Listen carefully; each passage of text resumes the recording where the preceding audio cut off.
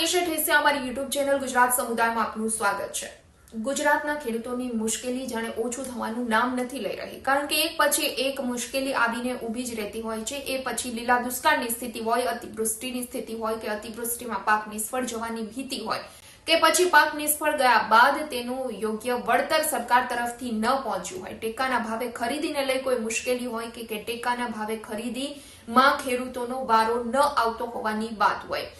સમાચાર જૂનાગઢના માળિયા હાટીનાથી મળ્યા છે કે બારદાનની ઘટ હોવાના કારણે છેલ્લા 14 દિવસથી ટેકાના ભાવે મગફળીની ખરીદી બંધ છે। હવે વિચાર કરો કે આ વ્યવસ્થાને લઈ સ્થાનિક તંત્રે જે વ્યવસ્થા કરે છે એ વ્યવસ્થાને લઈ તમે શું કહેશો? કારણ કે 14 દિવસથી તમે બારદાનની વ્યવસ્થા ન કરી શકો। બારદાનની ઘટના કારણે મગફળીની ખરીદી અટકી પડી છે। કેટલા બધા ખેડૂતો એવા છે કે જેને હજુ મગફળી વેચવાની બાકી છે અને બારદાન ન હોવાના કારણે છેલ્લા 14 દિવસથી કેન્દ્રો પર મગફળીની ખરીદી જ નથી થતી। આમ આદમી પાર્ટીના આગેવાનો દ્વારા આ અંગે અનોખી રીતે વિરોધ કરવામાં આવ્યો હતો, વિરોધ પ્રદર્શન કરવામાં આવ્યું હતું અને બજારોમાં જઈ પૈસાની ભીખ માંગવામાં આવી હતી અને આ પૈસામાંથી બારદાન લઈ અને આ બારદાન મામલતદારને આપી અને આ અંગે રજૂઆત કરવામાં આવી હતી કે બારદાનની વ્યવસ્થા કરવામાં આવે તો જલ્દીથી ખેડૂતો પોતાની મગફળી વહેંચી શકે।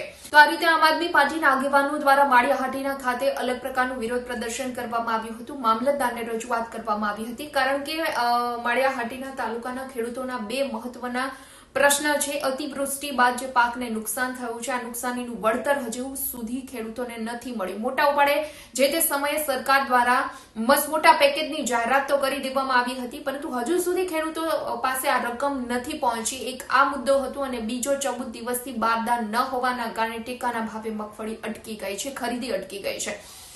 એટલે બારદાન ભીખ માંગી અને બારદાન ખરીદ્યા અને ત્યારબાદ મામલતદારને આ અંગે રજૂઆત કરવામાં આવી હતી। હવે સવાલ એ છે કે ન માત્ર માળિયા હાટીના તાલુકામાં સ્થિતિ છે, આ પહેલા પણ અમે ગુજરાત સમુદાયમાં આ જ પ્રકારના સમાચાર ચલાવ્યા હતા કે બારદાનની ઘટ હોવાના કારણે ટેકાના ભાવે મગફળીની જે ખરીદી છે તે ખરીદી કેન્દ્ર પરથી બંધ કરી દેવામાં આવી છે।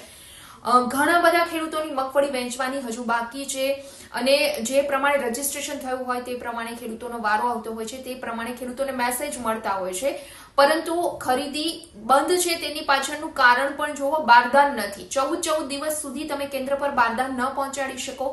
સવાલ ઘણા બધા છે, ખેડૂતોમાં ભારે આક્રોશ જોવા મળી રહ્યો છે। તો આ સાથે ખેડૂતો રાજ્ય સરકાર સામે આક્ષેપ પણ લગાવી રહ્યા છે કે એક તરફ સરકાર એવું કહે છે કે આ ખેડૂતોની સરકાર છે, ખેડૂતોની પરિસ્થિતિ સમજે છે, વિકાસ કરતી આ સરકાર છે, પરંતુ ખેડૂતોને જે સમયે જે વસ્તુ જોઈએ છે, જે વસ્તુનું ઉત્પાદન થઈ ગયું છે અને એના વેચવા માટે ખેડૂતો તત્પર છે, પરંતુ તમારી પાસે કોઈ વ્યવસ્થા નથી। કાં તો તમે યુરિયા ખાતરની એટલી બધી ઘટ કે વહેલી સવારથી ખેડૂતોને લાઈનમાં ઊભું રહેવું પડે છે, જે ઉત્પાદન ખેડૂતો ખેતરમાં લે છે અને પોતાની જણસી લઈ માર્કેટ યાર્ડ સુધી પહોંચે ત્યારે ખેડૂતોને પૂરતા પ્રમાણમાં ભાવ નથી મળતા। ભાવ નથી મળતા તો અમુક વસ્તુ તમે ટેકાના ભાવે ખરીદી કરી રહ્યા છો, પરંતુ ત્યાં પણ વ્યવસ્થાનો અભાવ છે। સ્થાનિક તંત્ર દ્વારા એટલી વ્યવસ્થા પણ નથી કરવામાં આવતી કે ખેડૂતો ટેકાના ભાવે મગફળી પણ વેચી શકે। ઘણા બધા કેન્દ્રો તરફથી એવી ફરિયાદ મળી રહી છે કે પૂરતા પ્રમાણમાં બારદાન નથી અને જેના કારણે ખેડૂતોને મુશ્કેલીનો સામનો કરવો પડી રહ્યો છે। ત્યારે માળિયા હાટીના તાલુકાના ખેડૂતોની પણ આ જ સ્થિતિ છે અને ખેડૂતો દ્વારા માંગણી કરવામાં આવી રહી છે કે કેન્દ્ર પર તાત્કાલિક ધોરણે બારદાન પહોંચાડવામાં આવે અને જેના કારણે 14 દિવસથી જે ખરીદી બંધ છે તે ખરીદી ફરીથી શરૂ થાય અને ખેડૂતો પોતાની મગફળી વેચી શકે। વિડીયો પસંદ આવ્યો હોય તો લાઇક એન્ડ શેર કરવાનું ભૂલશો નહીં અને ખાસ અમારી ચેનલ ગુજરાત સમુદાયને આપ સબસ્ક્રાઇબ કરી લેશો। આવતીકાલે કોઈ નવા ટોપિક પર ચર્ચા કરીશું।